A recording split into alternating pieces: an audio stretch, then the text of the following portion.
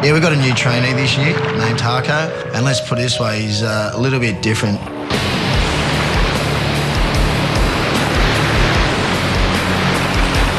Harko just nosedived and nearly killed someone. The ball went about 7 feet into the air.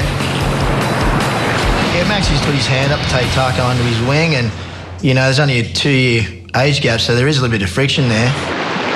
So Taco's 18, I'm 21. The only difference between us is I've been here 7 years. But nosedive when you're standing up nearly killing someone, that's not sweet. Huh? What's up? Well, there's two things going to come out of it. You know, Taco's going to take Maxie's advice on board and become better for it, or they're going to have a blow-up. Why has everything been so over-exaggerated? You nearly killed someone.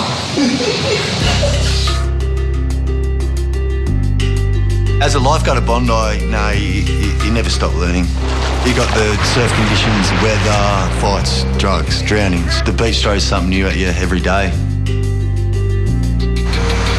Me and Kervox were just passing a bit of time, going through the middle set of flags, watching the water. I remember watching the episode that you were the new guy. Yeah. Pretty young. There's a lady having a fit over here.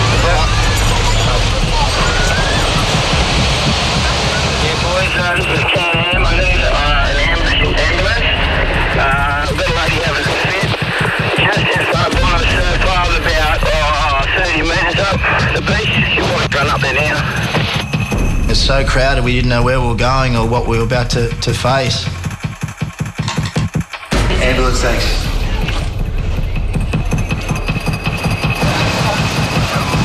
The lady looks to be in her 60s. She's clenching her teeth and she was foaming at the mouth, and it was pretty confronting. Hello, darling.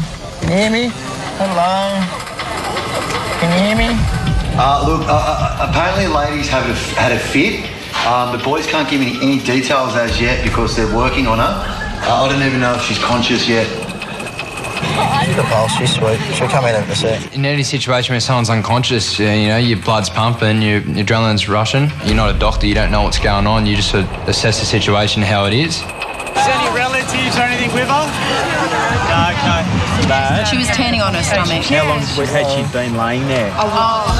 Jasmine we got here, but she only just started having the fit now. Like 5 minutes before you came, we saw her shaking.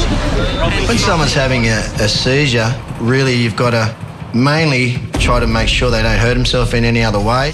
We would check and make sure they've got a real strong pulse. And we were just trying to comfort her, and we were trying to get some oxygen into her because it was a very hot day. You might grab your umbrella. You're amazing if you could do that.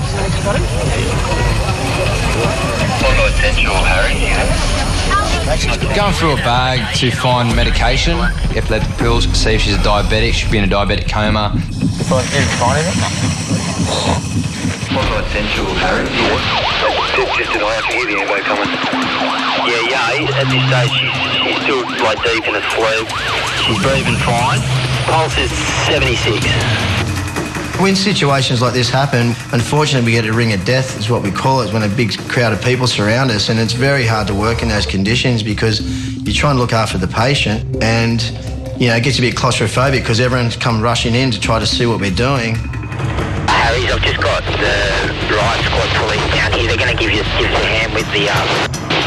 Yeah, coffee, beer, fantastic. That'd be great. We're trying all kinds of things and trying to communicate with this lady. Open your eyes for me, mate. Hello, it's the ambulance. We started to get some kind of reaction, but then things just went completely pear-shaped. It's all right. Back off.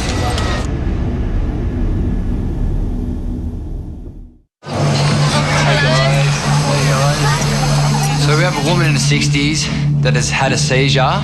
It's a big crowd. It's all right, it's the ambulance. Well, I was really upset about the whole scenario. I felt so sorry for her. She's had a seizure, it's hot, she's in this massive crowd, and she's woken up, and there was 2 or 3 of us in uniform with the paramedics there, and it would have been horrible for her.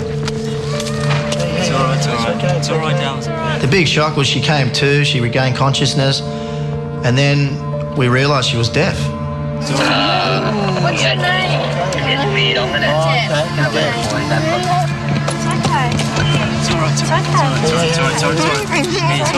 It's pretty distressing, you know, but you obviously got to stay calm. Let's try and work out a way of getting her up the beach. You know, you feel helpless at times. You know, I've had a lot of things happen over the years, but this situation was something we hadn't dealt with before. It was becoming really hard to deal with. Well, ultimately, the paramedics needed the police assistance because they couldn't leave this poor lady on her own in that situation, and they had to take her to hospital. You know, I just wanted to let the public know that we're there for the lady and we're there to try to help her.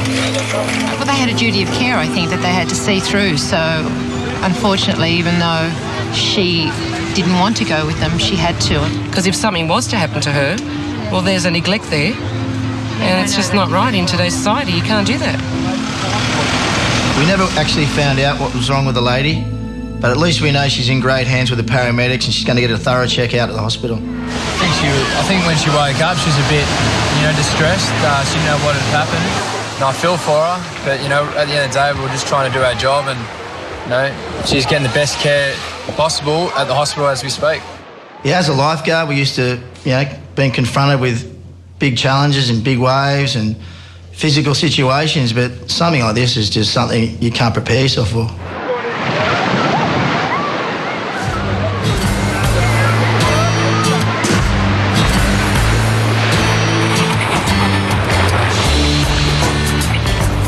Yeah, Taco's up to it again. He's out there standing up on the board. I don't know how many times we've got to tell him. The reason behind not trying to stand up on rescue boards is because we give the public a really false sense of the reason why we're there. We're supposed to be at work, not out there clowning around having a good time. How many times do we need to tell him, Bob?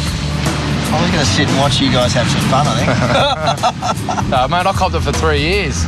Every day I got hammered, so I think Taco's an easy target, like I was, so. I think Maxie's paid his dues. I think he's been here, he's part of the furniture now, he's been disciplined. I think it's his chance to square up. What'd you do today? Nothing. It's all good. What was all good? Everything. What about your paddle before? Oh, yeah, that was fun. What'd you do on your paddle? I don't know. Stand up again? Yeah. Mate, I was with Hoppo and he wasn't impressed. What do you got to say to Hoppo? I'll speak to Hop. Oh, mate. Taco may not be here after the 2 years because it's not the right attitude we want from someone around here as a trainee. Yeah, I'm sweet. Topo. Once you get to know him, he's not intimidating at all. If Taco thinks he's not intimidated by me, it's something that shows me that his attitude's not right for the job. He's really going to cop the tough end of the stick from me later on. Hey. Famous last words. I used to think that, Taco. Hopefully Hoppo won't be too angry when he sees this. New Year's Day, you don't know what you're in for, but you know you're going to be in for a big day no matter what.